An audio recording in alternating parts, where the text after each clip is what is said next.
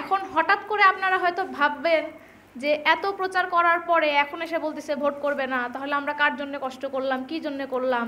তো ব্যাপারটা হচ্ছে কি, দেখেন আমাদের উদ্দেশ্য, আমি প্রত্যেকবারই বলেছি, আমার পিতার উদ্দেশ্য বলেন, আমাদের পারিবারিক উদ্দেশ্য বলেন, আমাদের কাজ মানুষের পাশে থাকা, আমাদের কাজ মানুষের জন্য কিছু করা। তাহলে মানুষের জন্য কিছু করতে গেলে, মানুষের সেবা করতে গেলে আমাকে কি ভোট করতে হবে? আমাকে কি ভোটে জিততে হবে? অবশ্যই না। আমি আপনাদের পাশে সব সময় ছিলাম, আছি, থাকব। আমার পিতা অবশ্যই আপনাদের পাশে সব সময় থাকবে। এর জন্য আমাদের ভোট করারও দরকার নেই, ভোটে জয়ী হওয়ারও দরকার নেই। আর আপনারা যারা সবসময় আমার পিতাকে দেখেন, আপনারা সবসময় তার বক্তব্য খেয়াল করবেন। সে কিন্তু বারবারই বলেছে, যখন আমি দেখব কোনো যোগ্য ব্যক্তি দাঁড়িয়েছে, কোনো যোগ্য এমন ব্যক্তি আছে যে আমার মানুষের জন্য কাজ করবে, যে আমার মানুষের পাশে দাঁড়াবে, তখন আমরা সেই ভোটটা আর করব না।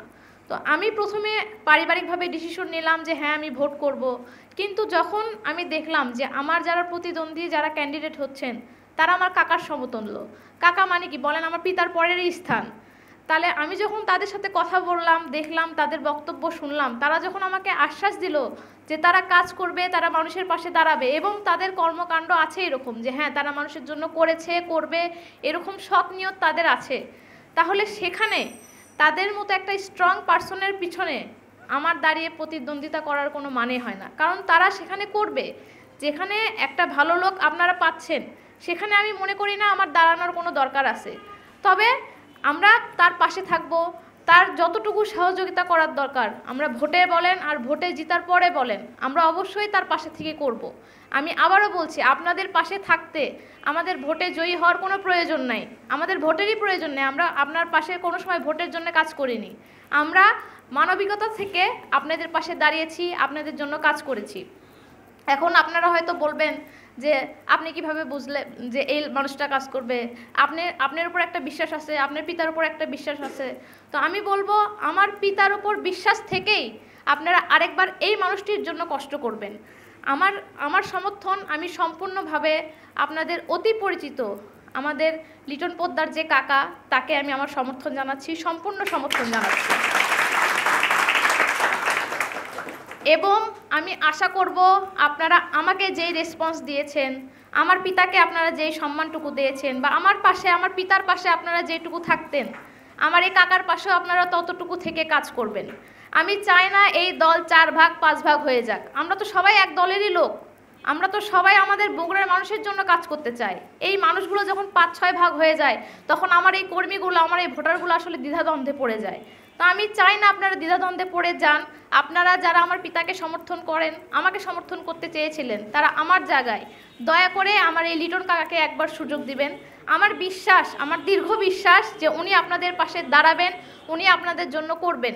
উনি আসলে আপনাদের কাছে নতুন কোনো মুখ না, উনি সেই ছাত্র জীবন থেকে রাজনীতি করে আসছে, ছাত্র জীবন থেকে মানুষের পাশে দাঁড়াচ্ছে, মানুষের জন্য যতটুকু করার উনি করছে। আপনারা হয়তো মনে করবেন যে আপনার পিতা কখনো এর পক্ষে বলে, কখনো ওর পক্ষে বলে, বিষয়টা এমন না। আমার পিতা অন্যায়ের বিরুদ্ধে কথা বলে, সেটা যে ব্যক্তি হোক তার বিরুদ্ধে সবসময় কথা বলে। আমার পিতা এইরকম কোনো অন্যায় যেই করুক তার বিরুদ্ধে সে সবসময় কথা বলবে, সেটা এখন যেই হোক। এই জিনিসটা মাথায় রেখে আপনারা আমার পিতার কথা চিন্তা করে, আমার কথা চিন্তা করে আমার জায়গায় আমার এই কাকাকে আপনারা অবশ্যই সমর্থন দিবেন। আমার জন্য যেটুকু করতেন, আমার জন্য যারা ভোট দিতে যাইতেন, তারা অবশ্যই এই ভোটটা আমার কাকাকে দিবেন। কেন দিবেন? কারণ এনার কিন্তু নতুন করে প্রমাণ করার আপনাদের কাছে কিচ্ছু নাই, ইনার কিচ্ছু নাই যে নতুন করে আবার প্রমাণ করতে হবে।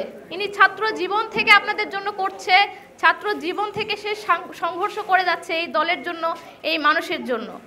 আরেকটা বিষয় আমি এখানে স্পষ্ট করে বলতে চাই, আমার এই বগুড়া কিন্তু বিএনপির লোক বেশি, এই কারণে আমরা সব সময় ভোটে পিছিয়ে পড়ে যাই। কিন্তু একটা জিনিস মনে রাখবেন, আপনি ভোট দিতে না গেলেও একজন আপনার চেয়ারম্যান হবে, তাহলে সেই চেয়ারম্যান একজন যোগ্য লোককে কেন দেবেন না? এমন লোককে কেন দেবেন না যেই লোককে আপনি পাশে পাবেন, যেই লোকের কাছে আপনি যাইতে পারবেন? আপনি ভোটই দিতে যাবেন না, তাহলে সেই চেয়ারম্যানের কাছে বা সেই প্রতিনিধির কাছে আপনি কোন মুখ নিয়ে যাবেন? আপনারা তো এলাকায় ভোটই দেননি, এরকম সে অবশ্যই বলতে পারে, যদিও আমরা বিশ্বাস ইনি বলবেন না। তারপরে আমি এটা আপনাদেরকে বলছি যে আপনাদের একটা পাওয়ার থাকলো যে আমি ভোট দিয়েছি, আপনি আমার নেতা, আপনি আমার পাশে দাঁড়ান। এই জিনিসটা আপনাদেরকে ফিরিয়ে আনতে হবে, এই জন্য আপনাদের সকলকে ভোট দিতে যেতে হবে। তো আমি বেশি কথা বাড়াবো না, আমি শুধু এইটুকুই বলবো যে যারা আমাকে পছন্দ করেন, আমার পিতাকে পছন্দ করেন, আমার পিতাকে বিশ্বাস করেন, এই বিশ্বাস থেকেই আমার সমর্থন থেকে আপনাদের ভোটটি আমার কাকাকে দেবেন, আমার লিটন পোদ্দার কাকাকে, আনারস মার্কায় আপনারা অবশ্যই ভোটটি দিতে যাবেন।